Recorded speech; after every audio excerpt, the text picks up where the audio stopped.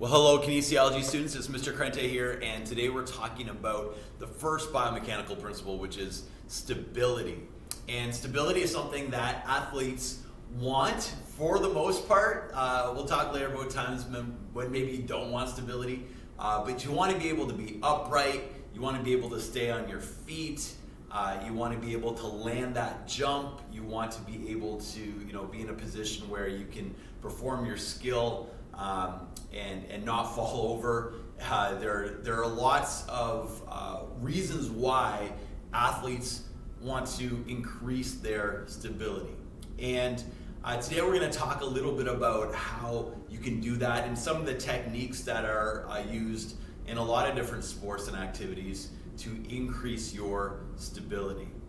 So the first thing that we want to talk about is how to increase your stability. So stability increases when you have a larger base of support. So a base of support is basically what's keeping you in contact with the ground.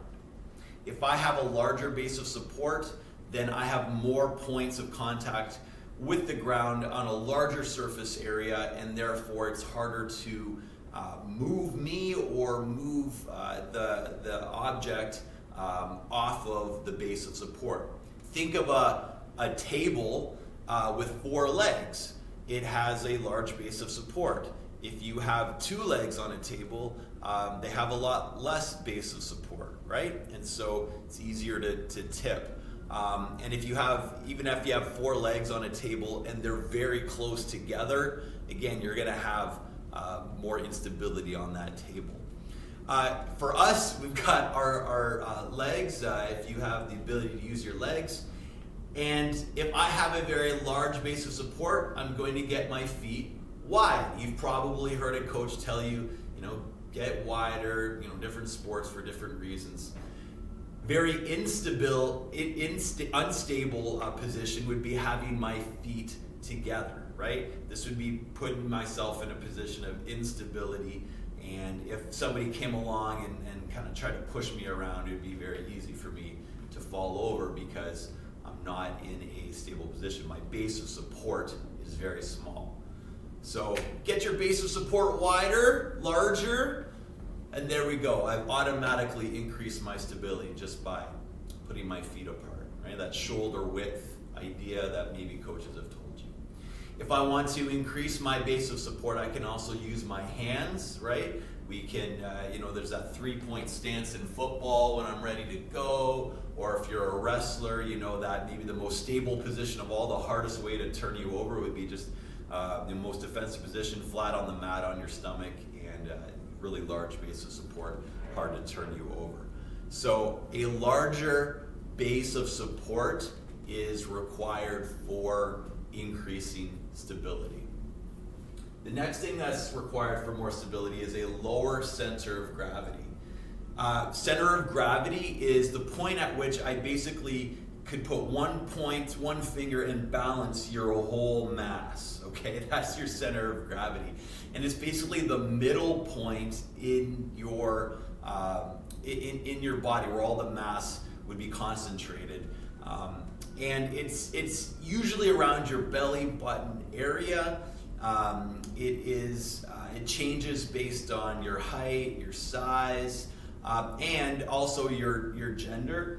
So males have less stability, a higher center of gravity because of the wide shoulders physiologically and narrower hips. And females have the wider hips and narrower shoulders, and that lowers their center of gravity, which increases their stability.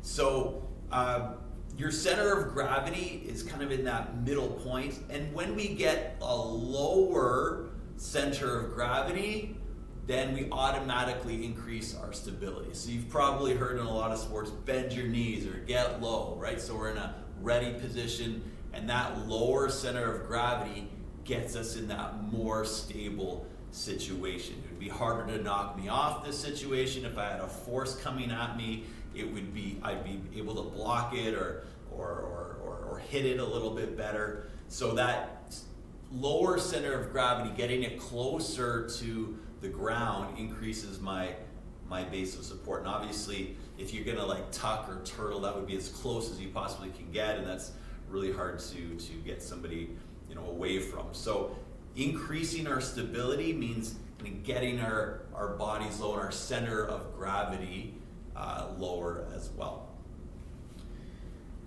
The closer the center of gravity is to our base of support, increases our stability.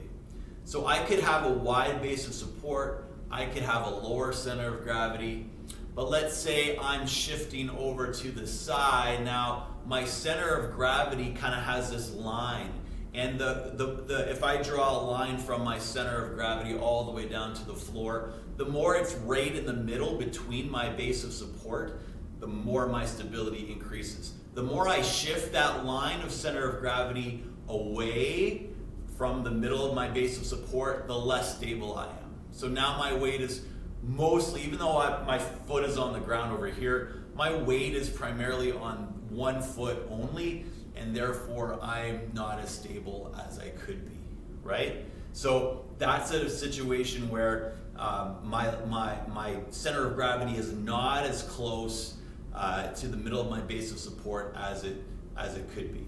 Conversely, I could lean forward too, right? So I'm here, and then as I lean forward, I'm less stable, and the more that line of center of gravity goes away from my base of support, the less stable I am. So best stability, wide base of support, lower center of gravity, and that line of center of gravity is directly over in the middle of my base of support, right? And then fourthly, greater mass, okay? So the larger, the more mass you have, the more gravity can act upon you, and therefore the more stable you are.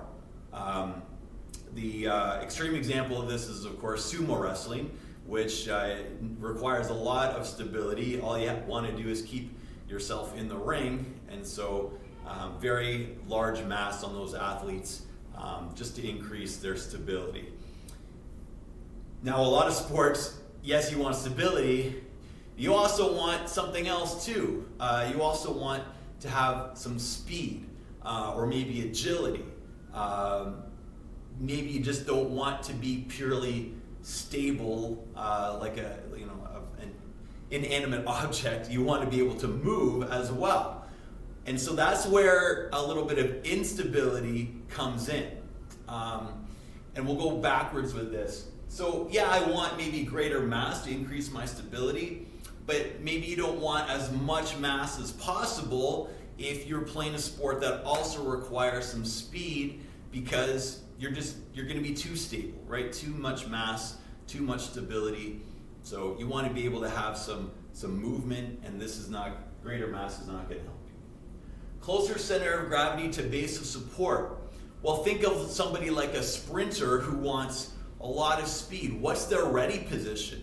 Well, I'm in my blocks. I don't know if you can see me there, in my blocks, and I'm not here back where I'd be most stable, my center of gravity over my base of support. I'm going to get right to the edge of my base of support on the blocks and get very, almost falling over, so I'm just a little unstable, so I can take off and shift my center of mass as fast as I can over my base of support.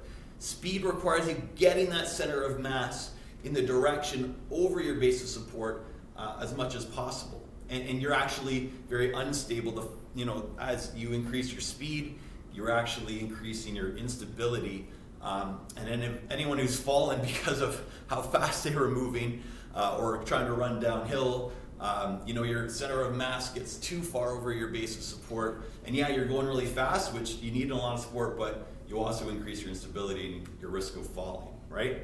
So when we want more speed, or we want to change our direction, right, for agility, I want to be able to be in a position where I can shift from one side to the other. Yeah, we need to be able to move our center of mass maybe laterally as well to increase our agility. We also might want to be less stable by rising up. So there's some cases where we want to change our body position, maybe in the air, thinking of like an aerial skier or a diver, where you're going to change your body position you're going to increase you're going to do a layout, or you're going to change your body position to heighten your center of mass in order to change what you're doing in the air.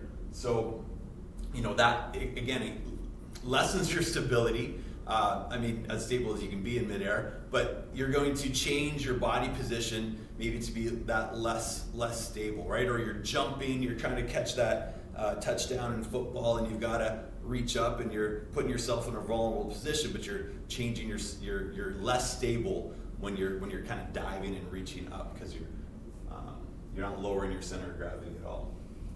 And then larger base of support, right? There's times where we don't want to be really wide because we want to be able to move to a different position. So we push off, and we get our skates close together, and then we push off to the side because we really want to get that speed going. And we're not necessarily thinking, well, how stable can it be? Because I want to get myself fast. So we get a narrow base of support just for a second, so we can push off and get ourselves moving in the direction we want to go. So there you go, ways to increase stability and times where maybe we want to be less stable as athletes. Thanks, guys.